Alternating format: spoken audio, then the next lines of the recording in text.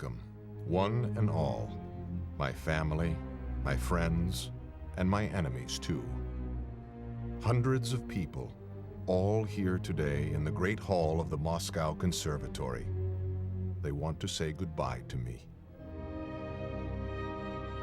The Central Committee of the Communist Party of the Soviet Union conveys with deep regret that on the 1st of May, 1978, in his 75th year, Aram Khachaturian, an outstanding Soviet composer, a hero of socialist labor, people's artist of the USSR, died.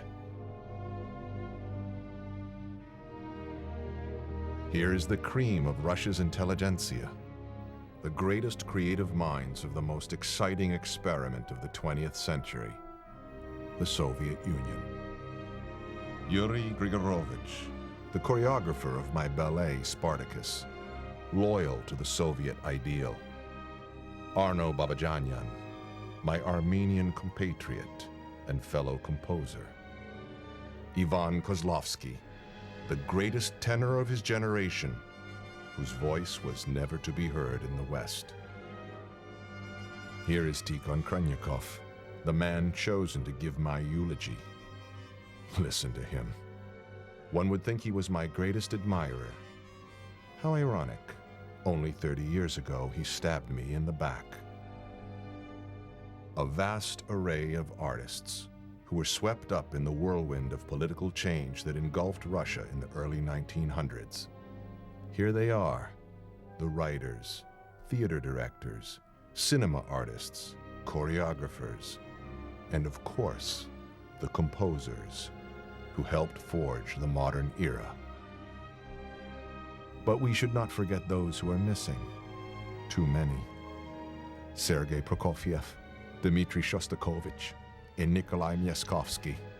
These are the famous ones, but there are others, composers whose voices were stifled and whose names were erased. I have lived, I think I could say, a full life. From the early years of Soviet idealism to the dark years after World War II when our dream disintegrated, the story of my life runs parallel with the story of the Soviet Union herself. The characters and events that shaped her destiny have also shaped mine.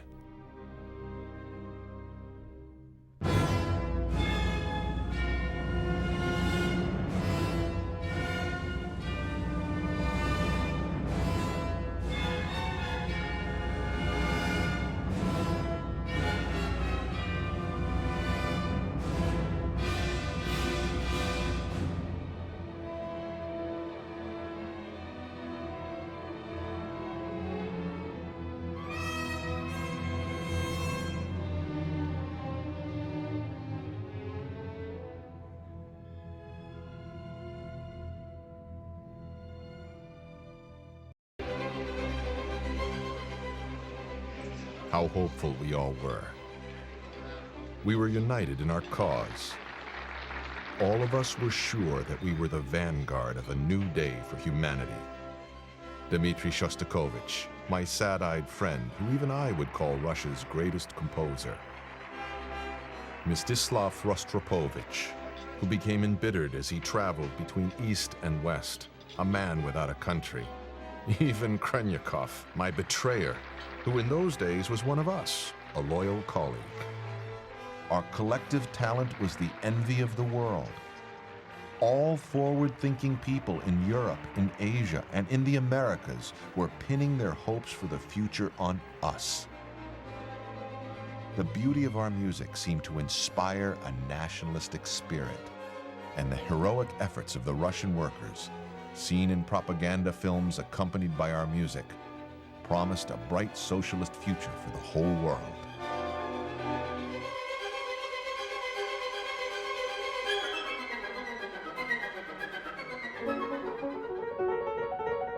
In 1937, I was included in a committee whose mandate was to create a union for Soviet composers. We had an incredible vision. Can you blame me for being honored when I was chosen as deputy chairman? And I was favored by our great leader and teacher, Comrade Stalin. I have often wondered why Stalin looked so lovingly upon me. Maybe it was because we had the same birthplace, the Caucasus, or perhaps because I was different from my more sophisticated colleagues. I was a man of common stock, with no ties to those Stalin distrusted so much. My music was rooted in the folklore of the homeland of my ancestors, Armenia, and in the land where I was raised, Georgia, the heart of the Caucasus, an area with many different ethnic groups, a symbol of the Soviet Union herself.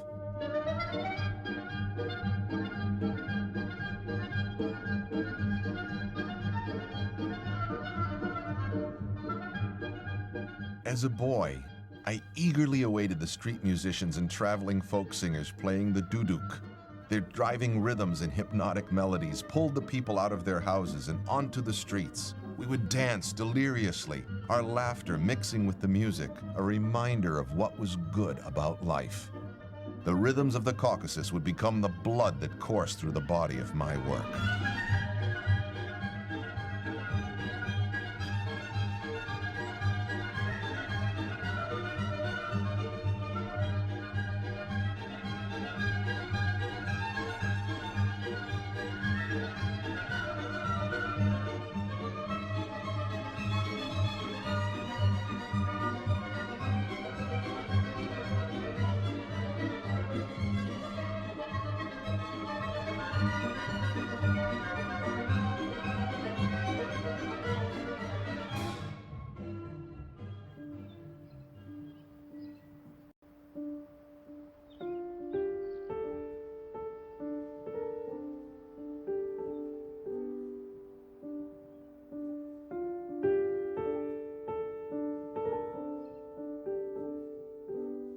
The city of my birth, Tbilisi, the capital of Georgia, was filled with another kind of music. I would wake up to sounds of the street drifting over the rooftops from the marketplace, the calls of the merchants as they hawk their fares, apricots and quince, sturgeon and eels, the gossip of the housewives on their way to the market,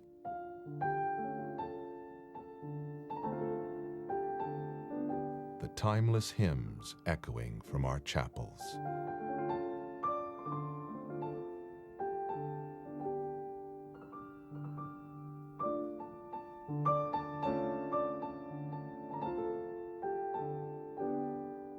We lived on a quiet street in a house that is typical for Tbilisi. Number 3 Aragvinskaya Street in the Armenian neighborhood. My parents did not want me to study music. In Tbilisi, at the time, a musician was not a respected person, merely a hired hand who played at weddings and funerals. But my love of music could not be contained.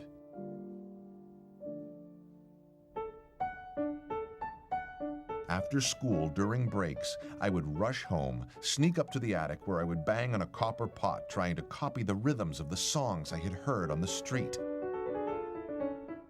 I was driving my parents crazy.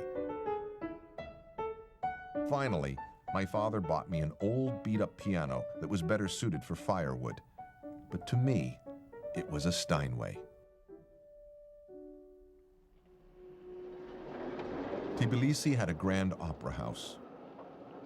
When I was 14, my parents took me to a local opera production. The first chords from the orchestra were a revelation. I was transported. A new world was opened for me. I remember someone pointing to a man in the last row. That, my father said, is the composer. That was my first encounter with great music, my first glimpse of a living composer. The idea of studying music had taken complete hold of me. But at that point in my life, a musical career seemed impossible. Suddenly, in 1917, everything that was impossible exploded into a million possibilities. The revolution erupted, and our lives were never the same again. At the age of 18, I found myself on a train to Moscow with a beat-up suitcase and a fervent desire to study music. A door had opened. I had entered a new world with new horizons. But I would soon learn that there were new dangers as well.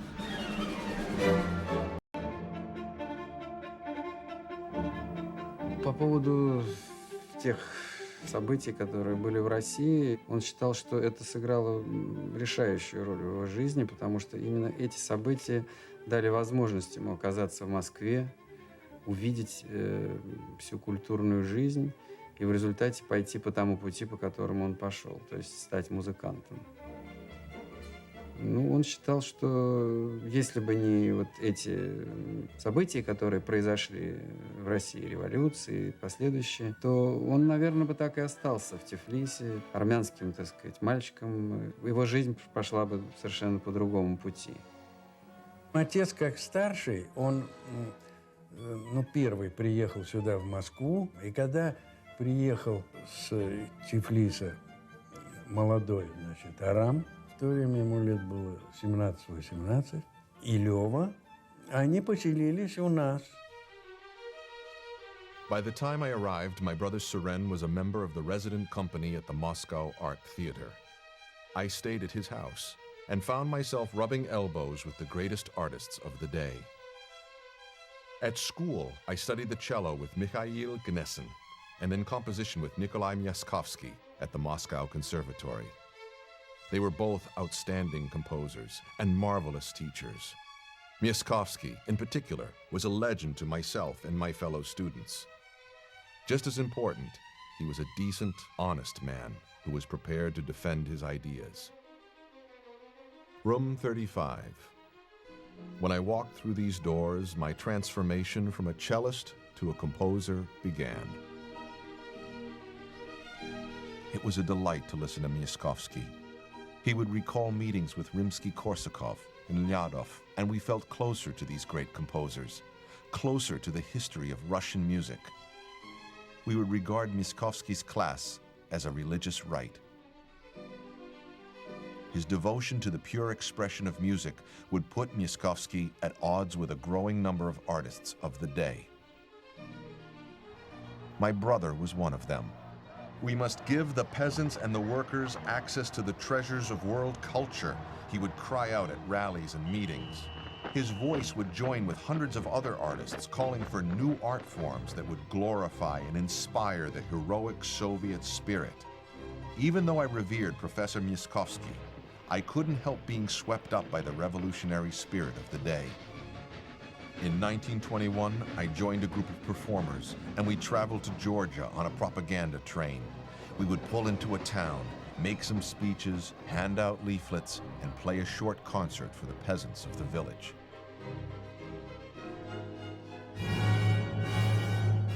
Первый огромный его успех был – это окончание консерватории, когда исполнялась его первая симфония. Замечательное сочинение, очень почвенное. Оно сделано с большим таким, я бы сказал, напряжением творческим. Очень много там выдумки, фантазии.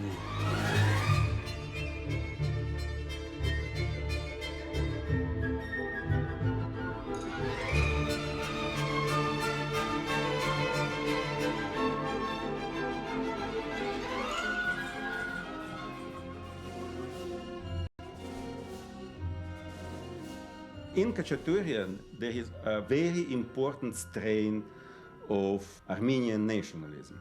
He is very, very Oriental, specifically Armenian composer, and he expressed his Armenianness, if you wish, very openly. You know, he wore it on the sleeve, and that, I believe, made people uncomfortable. He has that clear Armenian roots in his music. Clear Armenian roots. And that's why I tell you that his personality in composition completely different than another people. When you hear his composition in radio and don't know who is composer, you say, that's Khachaturian.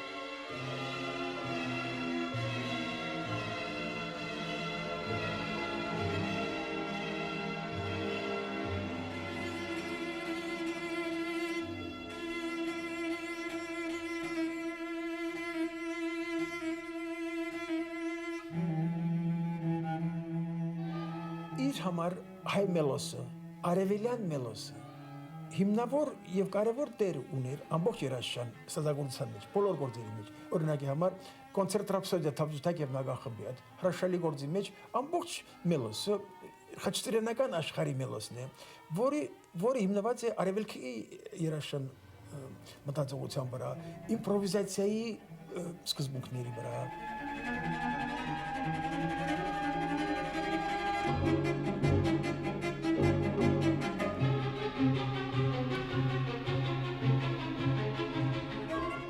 I have great friendship with Aram with Maestro Khachaturian. Great friendship. I love his music very much. He has very natural talent.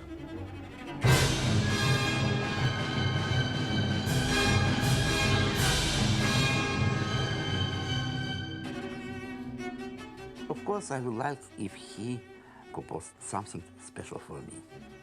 And he showed me this rhapsody and tell me, Slava, I would like if you soon as possible learn this. And I tell you that this rhapsody, very virtuosity for cello used, all technical possibility for cellist. And I learned this with great pleasure.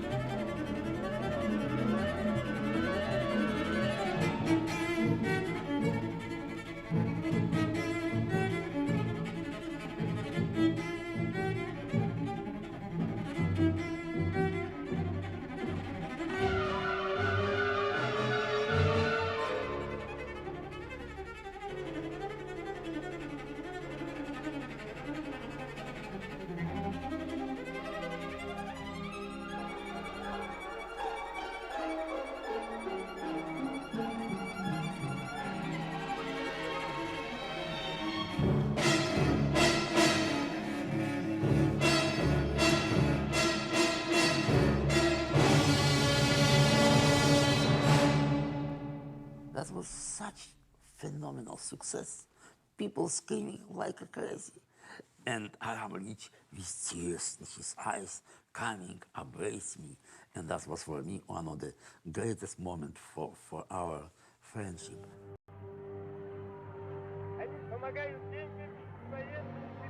In 1924, our world was shaken once again. Comrade Lenin, the leader of the revolution, was dead. The streets of Moscow were lined with blazing fires. Thousands of people streamed silently to the Hall of Columns where Lenin's body lay in state. I studied the faces of my comrades as I waited in line to pay my respects. Their grief had a profound effect on me. The flood of history was sweeping me along. I felt that I was part of it, and I had to respond to its call. I looked at my fellow countrymen standing around the coffin. The revolution would go on. But we had no way of knowing that a glorious dream under one leader would turn into a nightmare under another.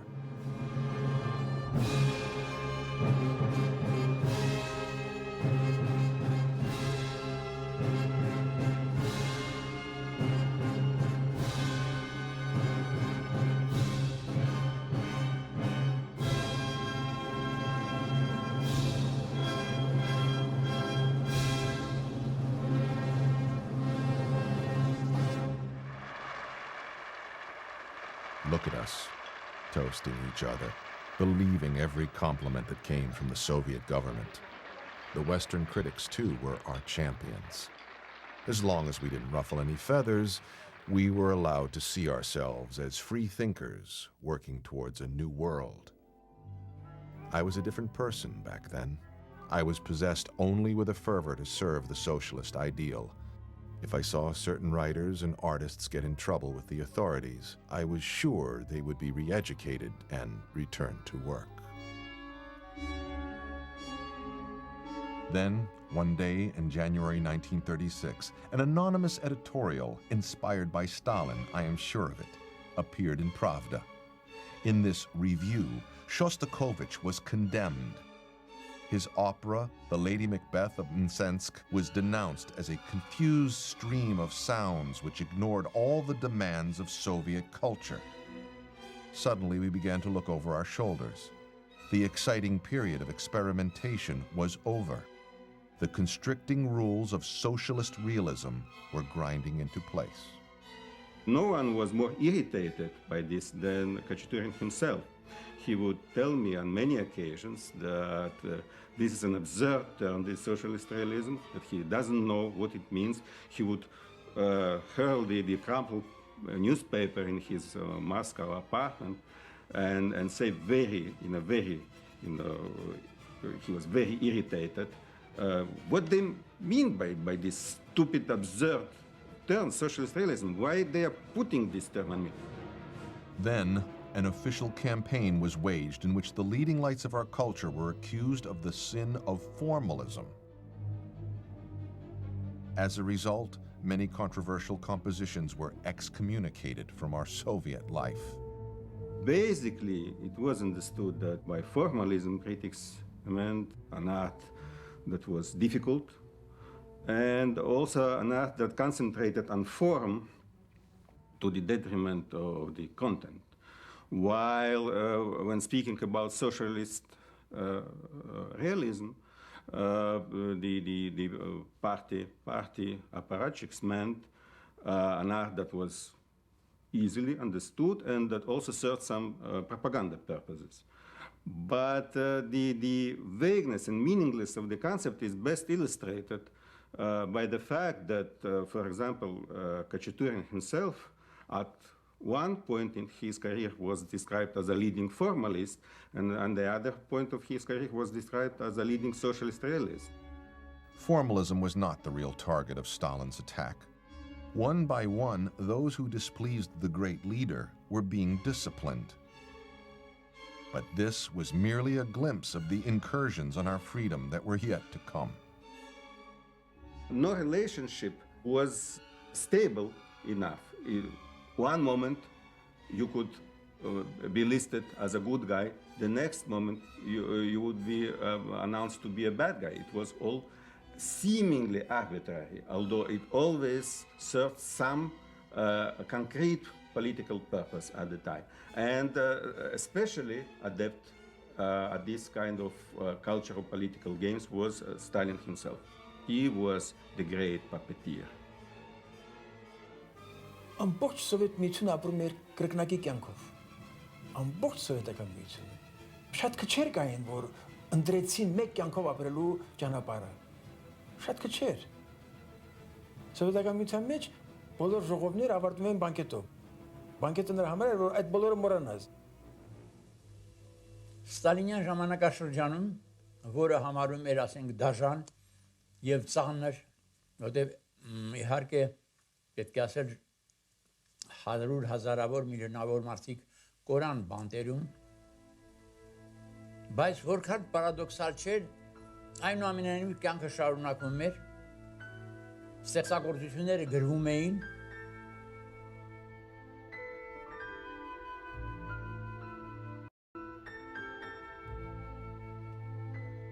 I was able to separate myself from these troubling events by concentrating on my work and my family. Nina and I were living at our country home, and we were awaiting the birth of our son, Garen. Они познакомились еще в музыкальном училище имени Гнесиных, а потом уже в консерватории в классе Мясковского, где они уже поженились. Есть известное высказывание моего отца, которое зафиксировано в воспоминаниях, что в класс Гнесина вошла девушка с челкой и серыми глазами, и он понял, что в этот момент вошло счастье. Nina, my beautiful Nina, when you walked into Professor Miaskovsky's class that afternoon, you changed my life forever. Do you remember our country home in Staraya Ruza, not far from Moscow? My windows faced the woods. I wrote my piano concerto on a wave of happiness. I worked quickly and easily. My imagination seemed to fly. The Piano Concerto is the first of Khachaturian's great concerti. I have to say that it's the first Armenian piano concerto. I think it's maybe even the first ethnic piano concerto that was ever written. And I say that mostly because of the second movement, which is an Armenian folk song, but an Armenian folk song from Georgia that he took, reworked, and used as his theme. And in particular, he used an ingenious instrument that is not used very often. It's called the flexitone.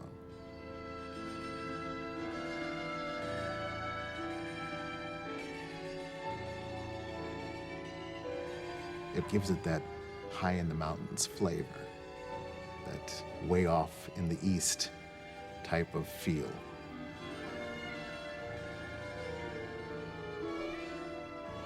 I know that here in the United States, William Capell championed the piece, and subsequently over 40 performances of the piano concerto were given between 1942 and 43, and it was just the time when the United States was entering World War II. The American public must have been very much in solidarity with their Soviet friends at the time, and there was one goal for the two countries. And maybe this concerto symbolized that unanimous goal against evil.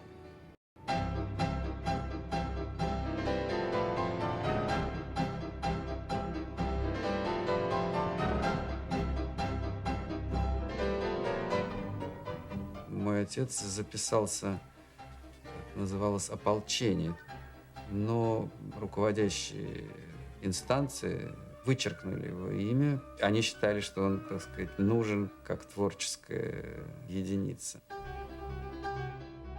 Our leaders decided our greatest value to the war effort was in continuing to do what we did best, compose music. At the end of 1941, we were evacuated from Moscow. Nina and I were joined by Shostakovich and his family, who had just arrived from Leningrad. We boarded the train and headed east to safety.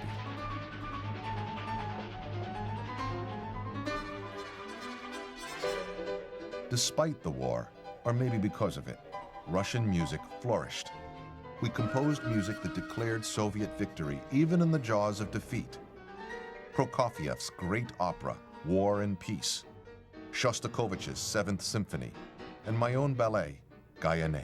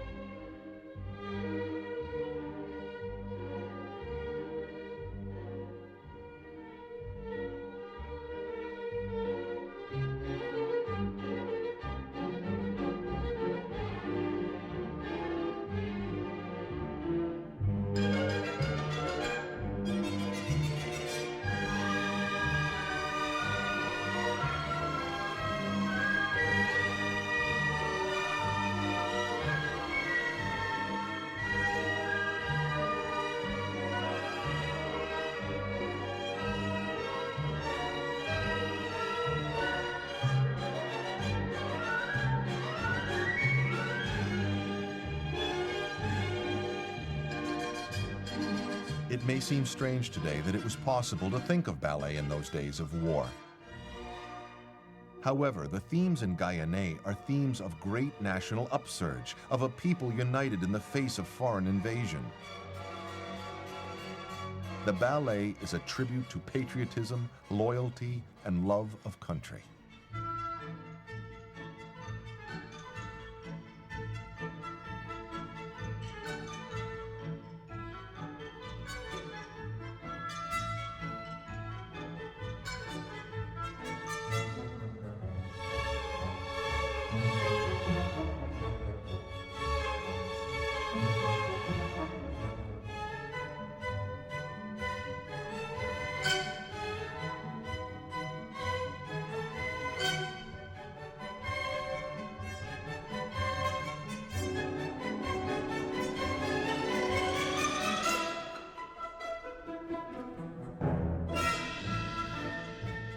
rehearsed Gayane in Perm, in one of the largest munitions factories in the country.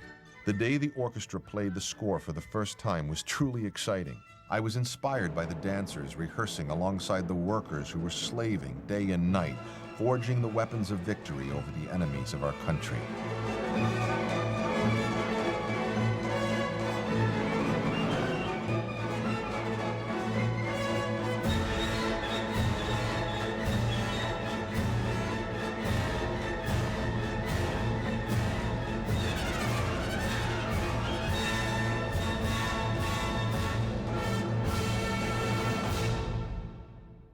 The last rehearsal. I must finish, but I have no idea in my head. 2 days before the premiere of Gayane, I still need the theme for one last dance. What kind of music should it be? Still no idea. It looks like I'm going to spend the night. Շատ քիչ կոմպոզիտորներ կան, որոնց մեջ մեղեդին եւ ռիթմը այդքան ներկայություն են շատ ինքնուրույն միաժամանակ մեկ պարտիտուրի մեջ. Going mad. Where to start? Where to start? Եթե դու ռիթմիկ կոմպոզիտոր ես, դու պետք է հաշտվես, որ քո մեղեդիները պետք է շատ չծավալվեն. Ազատ չլինեն, ենթարկվեն ռիթմին. Եթե դու մեղեդու կոմպոզիտոր ես, քո ռիթմերը պետք է հաշտվեն նրա հետ, որ լինեն մի քիչ երկրորդ պլանում եւ շատ իրենց չպարտադրեն, որովհետեւ մեղեդին ծավալվի ազատ. 12 o'clock. Nothing has been written yet, not even one line. This sounds like an idea. A pulse. Let me check. Բայց ահա Խաչատրյանի երաժշտության մեջ երկուսը այնքան ազատ են իրար հետ եւ այնքան անկաշկանդ են, որևէ մեկը չի զիջում մյուսին կամ որևէ մեկը չի պարտադրում մյուսին իր դերը, իր հրաշալի գոյությունը. Սա ենթադրում եմ, որ ամերիկյան երաժշտության տարրերից մեկն է. What would be next? The theme of Gayane, of course. Բացի այդ, կարծես թե ոչ աչքի զարնող, բայց ջազը մի տեսակ ներկայություն է այստեղ.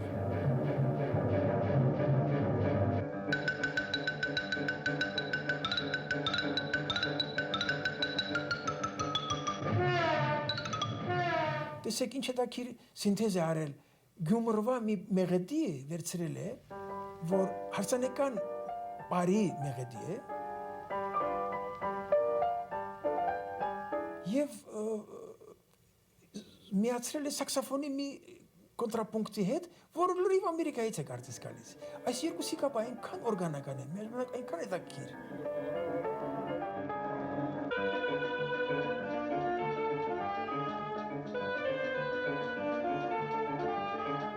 Ես կարծում եմ, որ ամեն արվեստագետ ունի իր երկրորդ հայրենիքը. Երբ ես մտածում եմ Շոստակովիչի մասին, չեմ կարող չհիշել իր երկրորդ հայրենիքը, անշուշտ Ռուսաստանն է առաջին հայրենիքը, բայց չեմ կարող չմտածել ավստրո-գերմանական երաժշտության մասին, որ իր երաժշտության հիմքում է, չեմ կարող չմտածել Գուստավ Մալերի մասին։ Երբ Պրոկոֆիևի մասին ենք խոսում, իհարկե երկրորդ հայրենիքը նրա Ֆրանսիան է։ Արամ Խաչատուրյանի երկրորդ հայրենիքը իմ կարծիքով Ամերիկան է։ Ուրախության, առողջության, կյանքը սիրելու, մի տեսակ մահվանը ոչ ասելու այս աշխուժությունը, որ Ամերիկան ունի իր երաժշտության մեջ։ At last, I hear the score for the whole orchestra. The saber dance is ready.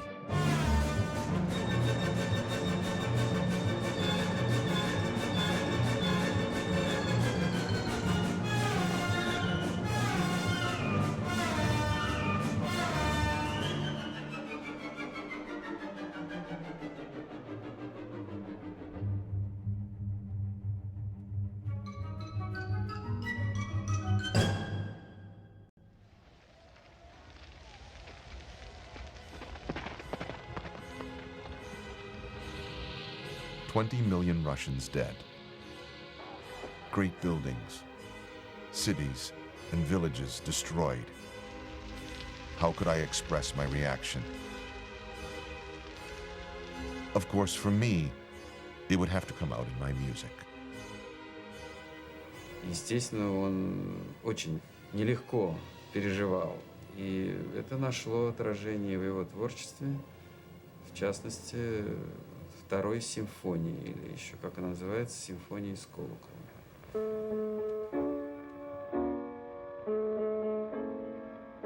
For my inspiration, I remembered an old folk song, one I had heard long ago. A mother has lost her only son. She looks for him in the woods. She meets a man with a rifle.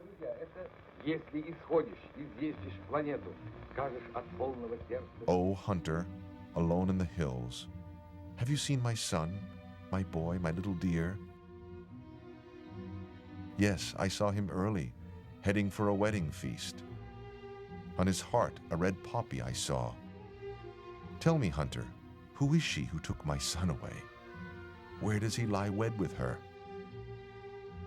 Your son lies on a stone. To a bullet he is wed. Not with a doe he lies.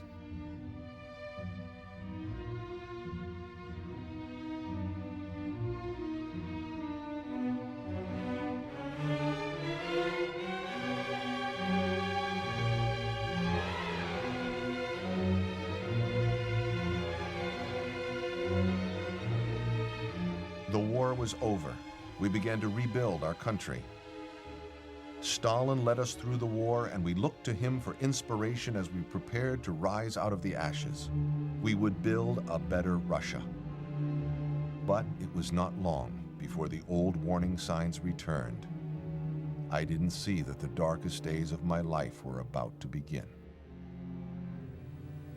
Конечно, он знал, что вокруг какие-то происходят драмы, что какие-то люди исчезают.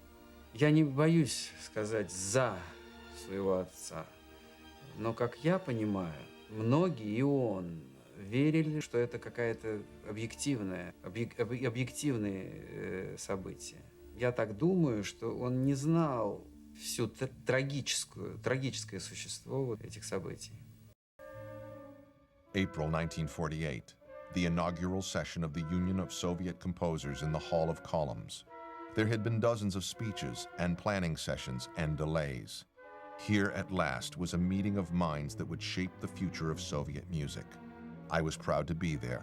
After all, I was the deputy chairman of the organizing committee 11 years earlier. But Stalin was playing Russian roulette with the gun pointed at us, and my luck was about to change. 1948 was a replay of the events in 1936, but the campaign was much broader and more sustained. Practically, the whole country was involved. It's very difficult now even to imagine how, when the Soviet Union was still hurting from the Great World War, everybody could be so consumed with the question of music. But it was Stalin's wish, so everybody got involved. И вот совершенно неожиданно в 1948 году меня вызвали в ЦК и сказали, что вот приказ Сталина, и что вот освобождается от своих постов Арам Khachaturian, который был моим ближайшим другом. Вот, а вместо Арама Khachaturian меня, Хренникова. Ну, я начал заниматься этим делом, потому что идти вопреки воли Сталина это никто не имел. My old friend Krenyakov prepared to speak. What we were expecting to hear was very different from what he finally said. We were all guilty, he ranted, of formalism, of composing music that did nothing to aid the socialist ideal. It was then that a very dangerous concept, not just of formalism, but of anti-people composers was introduced. Anti-people sounds also in Russian very dangerously. You know, it was a political label. Formalist was artistic label, but anti-people implied that there are Soviet people and you are against all of them. И вдруг среди всех антинародных композиторов, которые там были поименованы, был и Прокофьев, и Шостакович, самые большие, и Khachaturian, самые большие наши музыканты. Я не мог ничего сделать. Most of the accused were so shocked by the charges leveled against them that they didn't know how to respond. Cultural repressions had become commonplace in the theater. in the cinema, and in literature.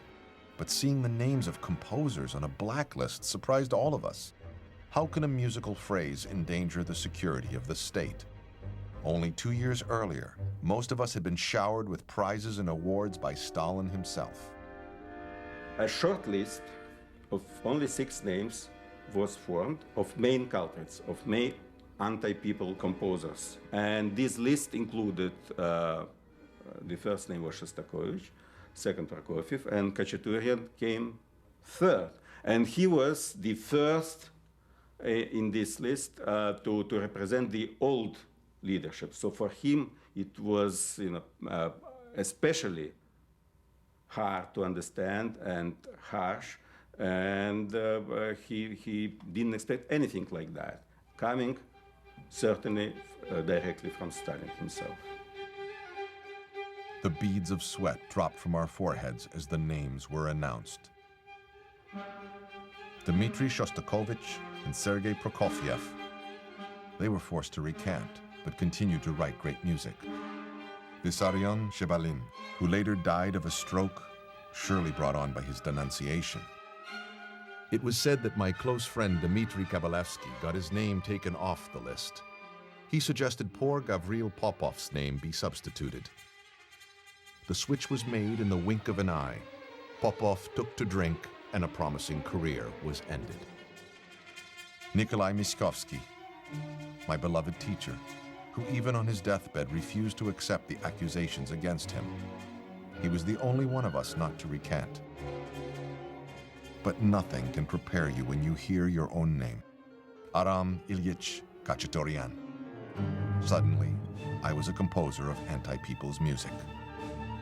Now you are the one who is being accused. You are suddenly a non-person. And your first name is no longer Aram. Your first name is now the anti-people composer. На этом совещании, значит, дали возможность после доклада выступать и музыкантам, композиторам, обсудить это дело. И вот здесь была поразительная, так сказать, вещь, когда люди, которые накануне, скажем, восхищались музыкальными сочинениями Шостаковича, Прокофьева, Мисковского или Арама, значит, эти же люди вдруг стали говорить, черт знает что. Для меня это было просто трагедия. Я пришел домой и рассказал Кларе, своей жене. Она стала рыдать и плакать, и мы вместе всю ночь вот и пробыли в таком трагическом состоянии. Вот так вот. It all came from Stalin. There was now no doubt. The Central Committee was just following orders. Krenyakov was advancing his career by currying Stalin's favor. Our great leader was cementing his control of Soviet music and all of Soviet culture. How they all applauded their victory. My colleagues and I had set out to liquidate music, and Stalin had stopped us. The whole country, instead of thinking of its squalid life, was entering mortal combat with the formalist composers. Чему появилось постановление 1948 года? Это перед этим, значит, опустился железный занавес перед нашей страной, и все советское на Западе, все это считалось крамольным, что это все никуда не годно и так далее, и так далее. И наше правительство вынуждено было ответить на это какой-то ответной реакцией. И ответной реакцией у нас пошла борьба с западничеством.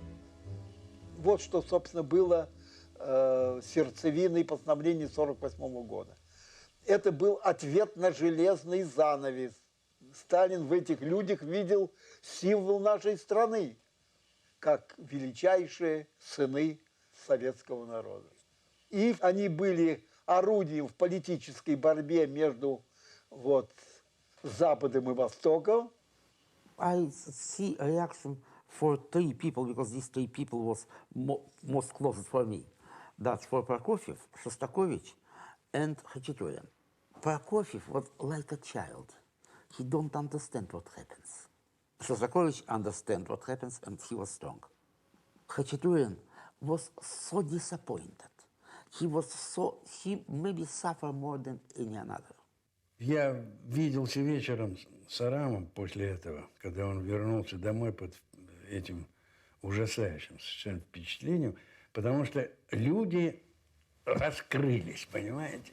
Люди вот в такие ситуации, ну, человек как на оселке. Либо он порядочный, либо это прохиндей и трус.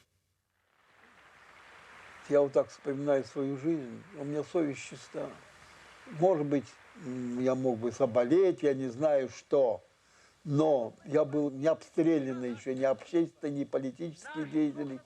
Я до сих пор считаю самым большим своим несчастьем в жизни, когда мне пришлось читать этот доклад.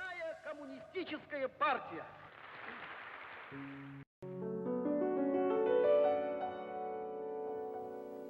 Я помню, что это была драма, трагедия в доме, и что мой отец находился в крайне тяжелом душевном состоянии. Для него очень важны были человеческие отношения. И поэтому он очень болезненно воспринимал, когда кто-то, так сказать, предавал его. Потому что многие люди, которые перед ним, понимаете, старались, так сказать, все сделать для него, как произошло эти события 1948 года, вдруг сразу резко от него отвернулись. Есть, наверное, Хацатурян Арам Ильич, սուսերով բարը համարում ենք ֆորմալիստական ստեղծագործություն, ասած այո, ես համարում եմ, որ սուսերով բարը դա ֆորմալիստական ստեղծագործություն է։ Ասի ուրեմն Արամ Իլիչ ժողովուրդը սիրում է ձեր ֆորմալիստական երաժշտությունը։ For Khachaturian, it was incredible, personal and creative blow. And he thought always, and he told me so, that these events crippled him, both as a personality and as a composer. It took him all his courage to overcome the frightening consequences of all this denunciation and to start to compose again.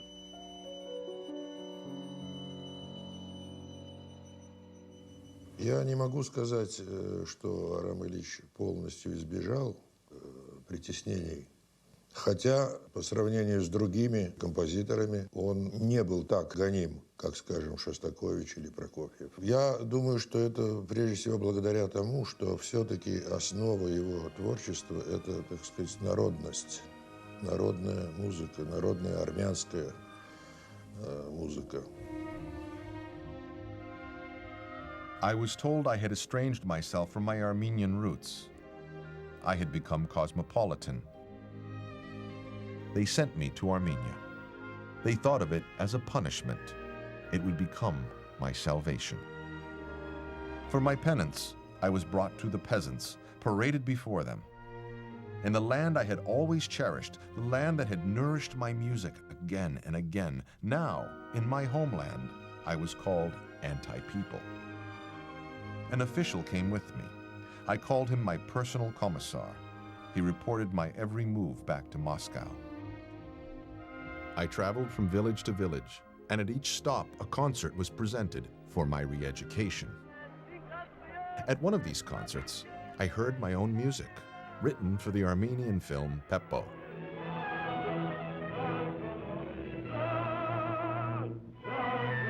Who is the composer of that piece, I asked.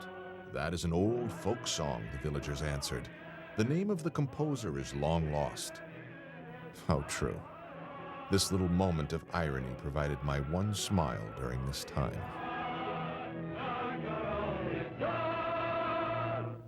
Khachaturian has taken from the Armenian people the melodies and music. He wanted to give back again to the people, and he succeeded doing this. Because sometimes composers take folk song and develop in a way that the people or the nation doesn't identify with. But when Armenian people listen to any of his music, it sounds actually the same as they played on his folk instruments.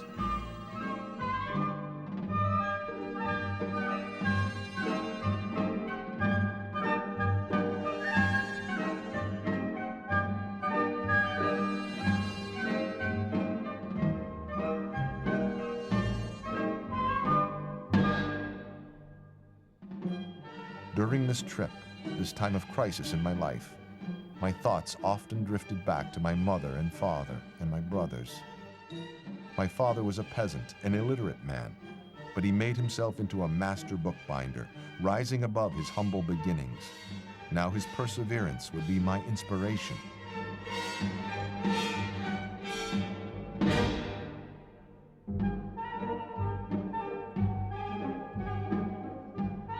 My mother gave me my love of music. Throughout my return to Armenia, I heard her voice, singing her folk songs, her lullabies, the songs passed down to her from her own parents. Her voice echoing inside my head was a constant comfort to me.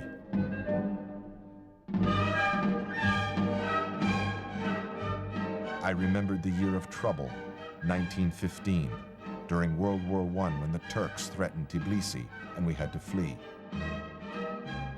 We departed our home and set out for the Kuban, to my older brother Vaginak's house in the city Krasnodar. The Turks turned back before they ever reached Tbilisi, and we returned home in the fall.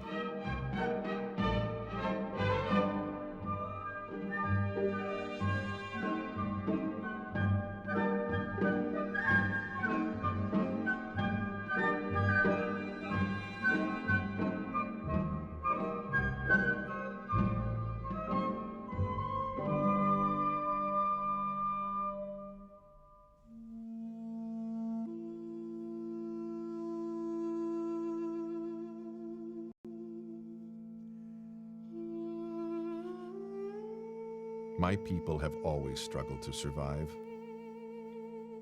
We were the first Christian nation, embracing the faith even before ancient Rome. Since 300 AD, we have defended our culture from a long line of invaders. The center of our resistance is our Christian faith, the pulse that beats in every Armenian heart.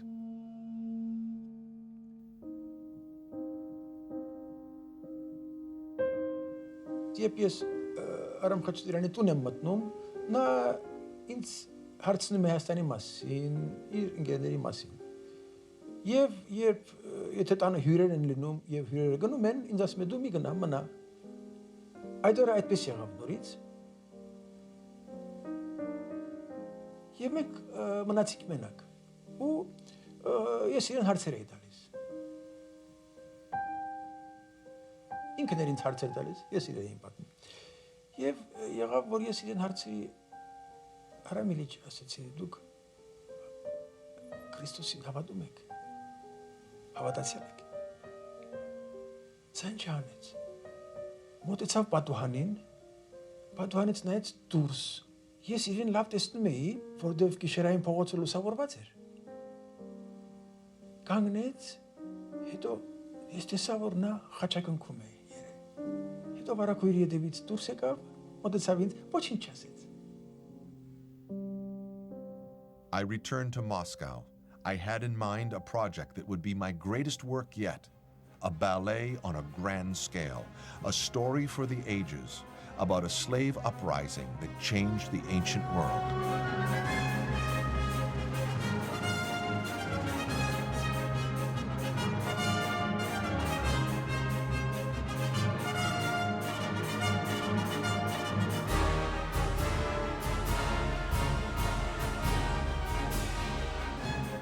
Настоящее возрождение творчества Хачатуряна началось с балета «Спартак». После 1948 года, какие-то годы можно считать, что он не мог сразу полностью найти себя. The issue of how to survive in this very fearful cultural climate was a big issue for Khachaturian. That was the problem that consumed him. He always would say to me that the great hero of this cultural political game for him, also for all of us, was Dmitry Shostakovich. Shostakovich was denounced daily. In the same days, Shostakovich would return to his dacha and write one of his greatest compositions, the first violin concerto. And Khachaturian was, on the contrary, completely devastated. He probably returned to cry on his bed about how unfair it all was, and it was all unfair. But Shostakovich understood that from the very first second, that this will be an unfair game, and his part would be to survive in this game. And Khachaturian came to understand this strategy somewhat belatedly, but then, having understood that, he started to compose his Spartacus, and I think that Spartacus, in this sense, was Khachaturian's salvation.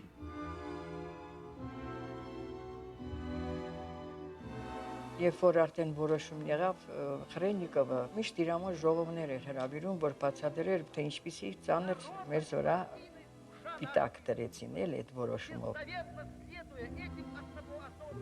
Նստել էին բոլոր կոմպոզիտորները, ամեն մեկը պատմում էր, ով ինչ իմացն է գրում։ Եվ հերթը հասավ Արամ Խաչատուրյանին, Արամ Խաչատուրյանն ասեց, որ ես գրում եմ Սպարտակ։ Հետո սա ինչ արխայիկ թեմա ես վերցրել, ուզում ես նույնիսկ մեզ քննեն, ուզում ես նույնիսկ մեզ խայդարակեն, վերջ տուր այդ բոլոր բաներին գրի մեր ներկա կյանքի մասին։ Why was this Roman slave calling to me from across the centuries? The story of humanity is the story of individuals struggling for freedom.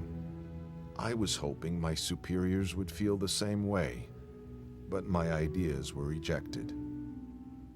Aram Khachaturiանը սարսափելի հուզված գալիս է հայարտում, այնտեղ էլ կար հայ մեր ակադեմիկոս Արկադի Արաքելյանը։ Այնպիսի հուզմունքով էր եկել, որ ասեց, ընկերներ, ինձ մերժեցին գրեմ Սպարտակ։ Հետո Արաքելյանը գնում է պահարանը բացյանում, հանում է Մարքսի տոմերից մեկը, որի մեջ Մարքսը իր աղջկան իրեն ուրեմն ցանկությունները, աղջիկը հարցրել է, թե հայրիկ դու ինչ հերոս ես սիրում, նա ասում է ես սիրում եմ Սպարտակ։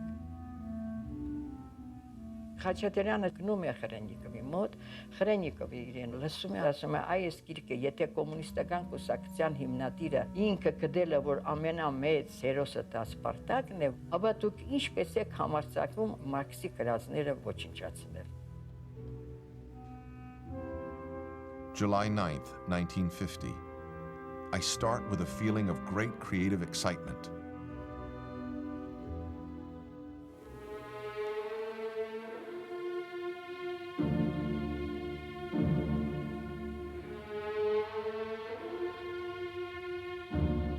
Spartacus is becoming a real character in my life.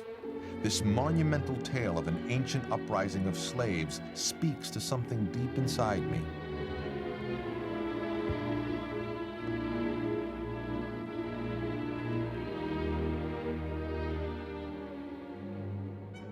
Three and a half years of constant work on nothing else, bringing the legend to life. Finally, in February of 1954, I am finished.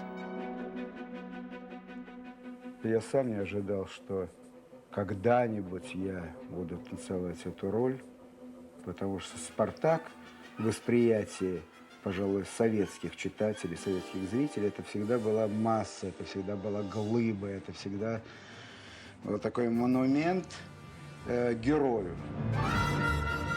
The themes are timeless. The eternal tragedy of common people striving for justice. Roman centurions, Turkish hordes, Nazi stormtroopers, party strongmen. We will always be helpless in the face of power and violence, no matter how it is disguised. В данном случае, в «Спартаке» Григоровича, это был прежде всего внутренний мир. Появилось нечто, чего раньше не было, очевидно, на сцене. И образе героя на балетной сцене.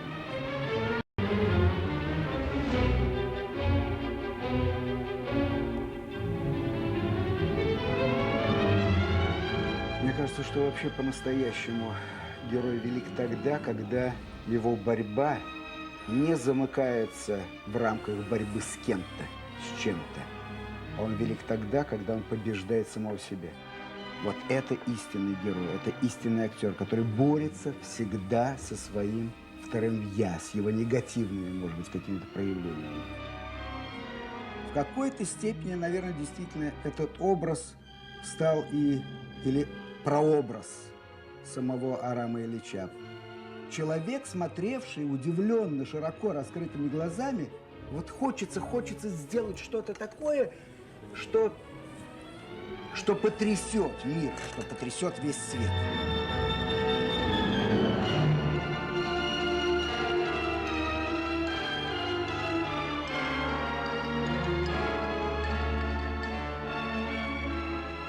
Мы в наше время советское все время приходили и все время читали между строк. Так вот здесь это было совпадение. Это действительно была борьба между человеком и империей.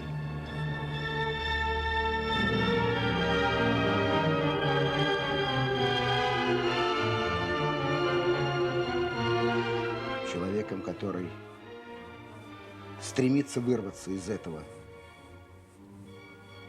этой машины, и который противопоставлен этой всесокрушающей, ломающей, измельчающей, трущей, перетирающей все машины.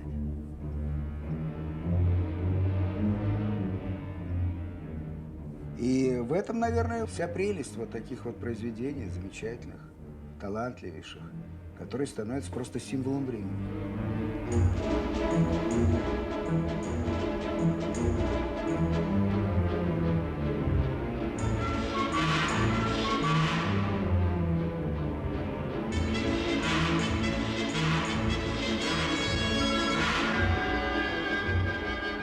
Идет Римская империя, мощь, это визитная карточка.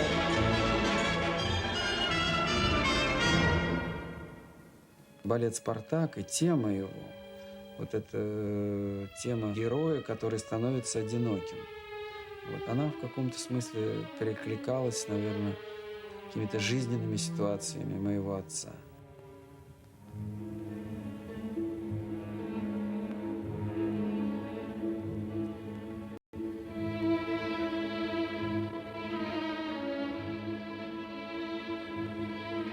Наверное, тоже особенность именно русской хореографии в любовных сценах, в которых, казалось бы, только вот чувства и физика должны определять все, они всегда у нас окрашены обязательно этой болью, этими слезами, что ли, близким предчувствием того, что обязательно все это закончится плохо. Счастье невозможно. Вот там заложена уже вода же, и уже предрешена кончина, его смерть.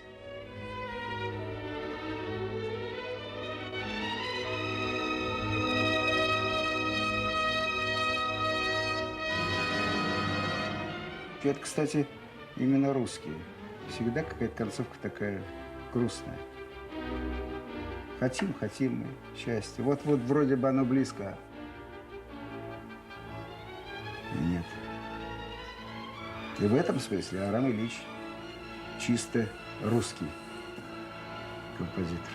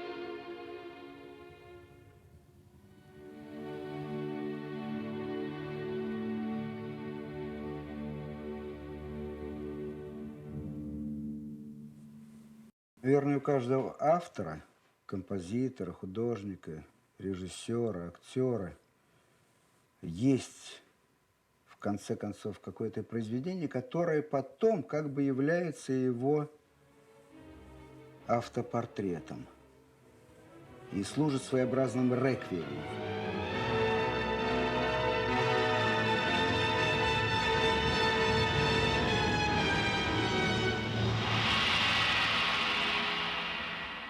Вот «Спартак» Хачатуряна – это реквием самого Арама Ильича, потому что в нем он, собственно, весь как бы и проявился по-настоящему.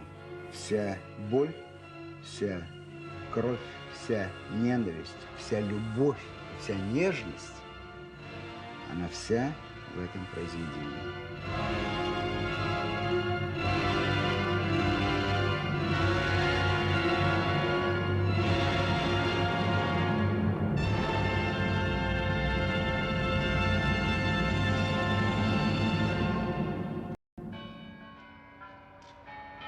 Russian life is imbued with irony, so it should not have surprised me that Stalin was never able to hear the ballet I had written.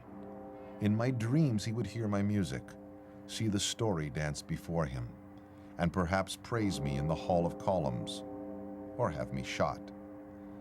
Either way, he would know my feelings. But, like in 1948, he tricked me once again. A year before I completed Spartacus, on March 5th, 1953, Stalin died. On the same day, Sergei Prokofiev, my dear friend and colleague, also died. Truly, I felt an era had come to an end.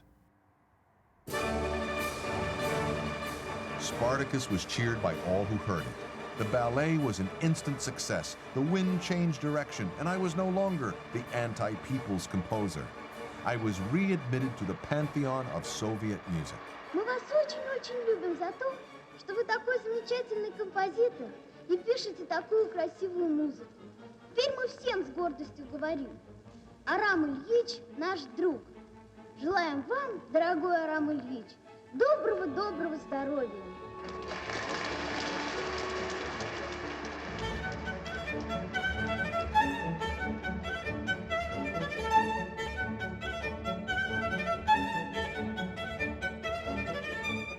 I was filled with joy when I once again heard my music played by some of Russia's greatest artists, like my dearest friend, David Oistrakh.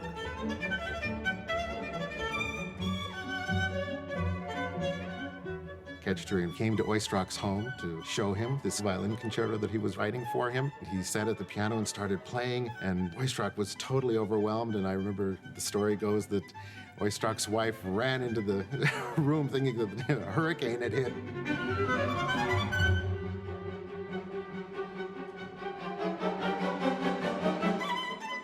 Ինչու՞ չէր թողնում գնում Սովետ միությունը, երևի այսպես հարց կարող է լինել։ Մեր մեծերը կարծեմ թե պատվով բռնեցին այս քննությունը, այս ռեժիմի մեջ ապրել աշխատելու քննությունը։ He was politically and economically very, very useful for Soviet Union.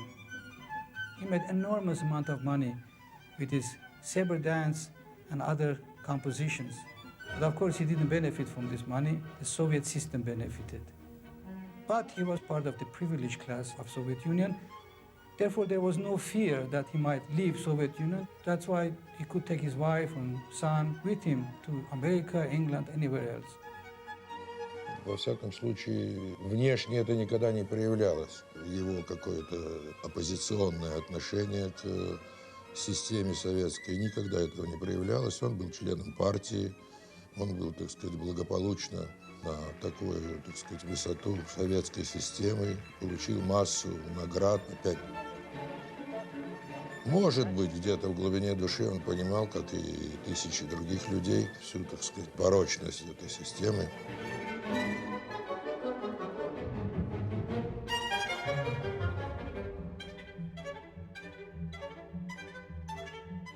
Once he told me, Slava, how far I possible go as composer if this son of a bitch is screaming, also even more than Russian war now, if not stop me in 1948.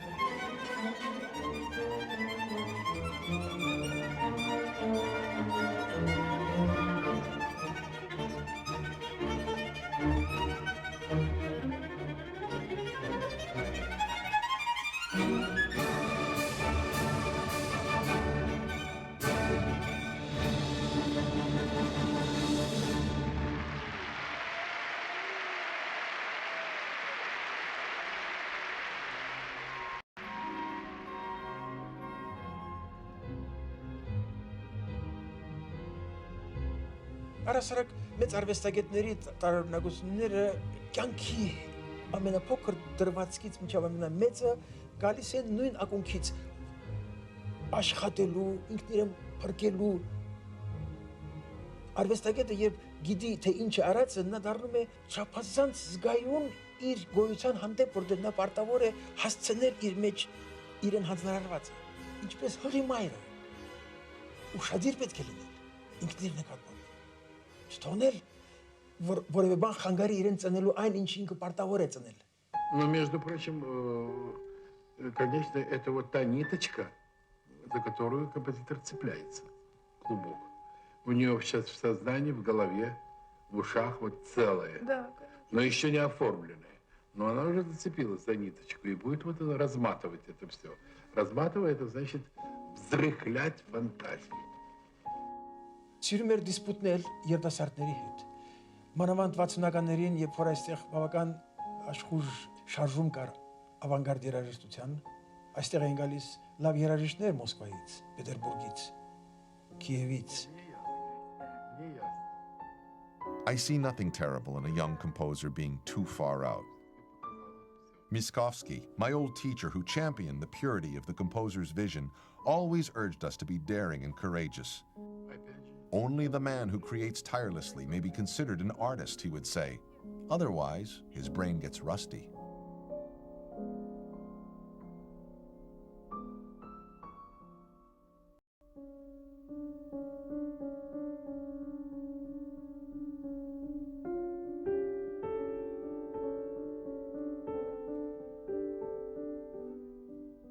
Yesterday, I can hardly say it, my dear Nina passed away. We do not prize what we have until we lose it. Nina was always there to encourage me through all the years, good and bad. I could always count on her to urge me on.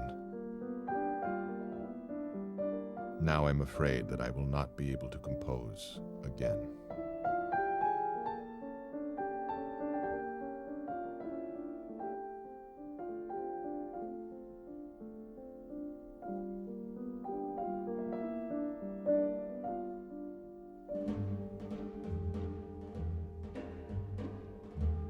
He asked me, Slava, maybe you accept come with me to 3 cities in Caucasus, to Yerevan, Tbilisi, and Baku.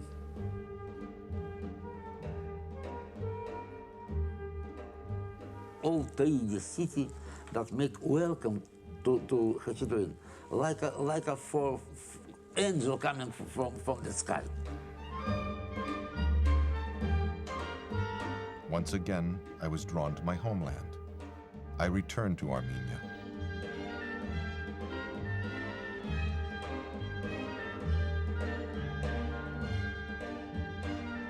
I am moved to tears by the aroma of smoke hugging the roofs of the houses.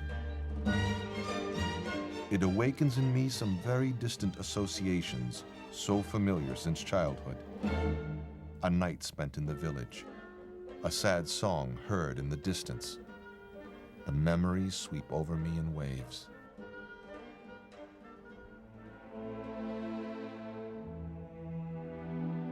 I like to go to Victory Park in Yerevan, where the old men gather. I'm not recognized there.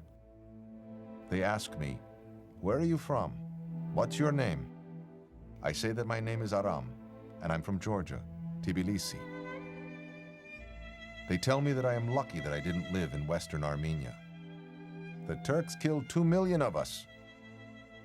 One day, an old man recognizes me. It's scary to think that we came so close to not having your music. If the Turks had reached Tbilisi, even more would have been slaughtered. Be thankful you did not have to see it. I do not tell him that in my time, I have also seen millions die. A cruel century.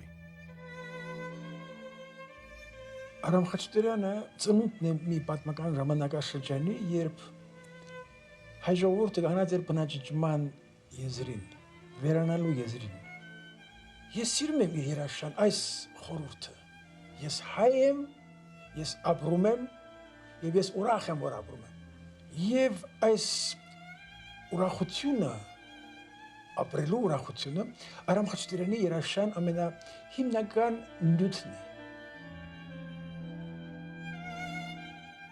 Арам Ильич скончался 1 мая 1978 года, не дожив 1 месяц до его 75-летия. Я последний раз был у него в больнице. Это была загородная больница под Москвой. Это было очень тяжелое зрелище. Он был уже болен смертельно. И он это понимал. Он плакал. Он говорил о том, что не хочет умирать. Ведь он был очень жизнерадостный человек, очень любивший общение с людьми. Он очень любил, когда его окружали люди, с которыми он очень хорошо себя чувствовал.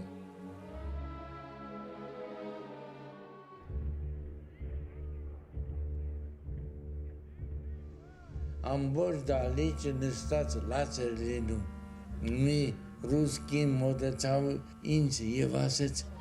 «Ուր եք տանում, կուդա վիժոճի нашего дорогого любимого Арама Ильича».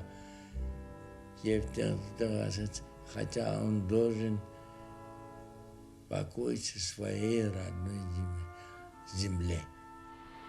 Но эти споры, в общем, длились 2-3 дня, и все-таки по настоянию его сына и всех нас было решено, значит, его похоронить в Ереване. Դիակը բերելու շատ ուժեղ անձրև էր։ Մեր եկչախումբը Չեքիջյանի ամբողջ կանգնած էր, որ պիտի երգեին, եւ այդ անձրևի տակ երգեցին։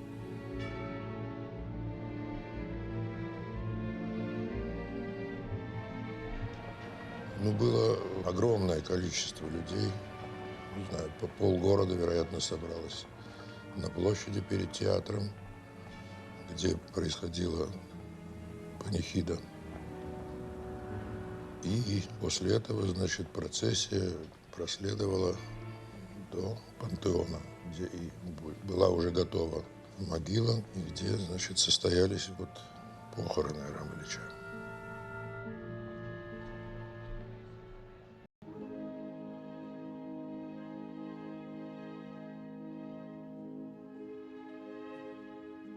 So here I rest.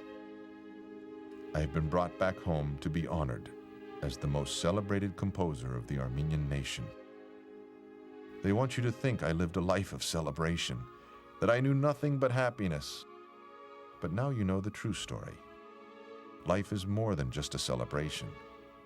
There is creation and desire and betrayal and redemption. Yes, I have been redeemed, but not by government officials or proclamations or the applause of the audience. My redemption comes from my ancestors, my culture. I have seen nearly a century of sweeping changes, but I am at peace because I have listened to the rhythms of my forefathers. And if I have listened well, my music will live forever.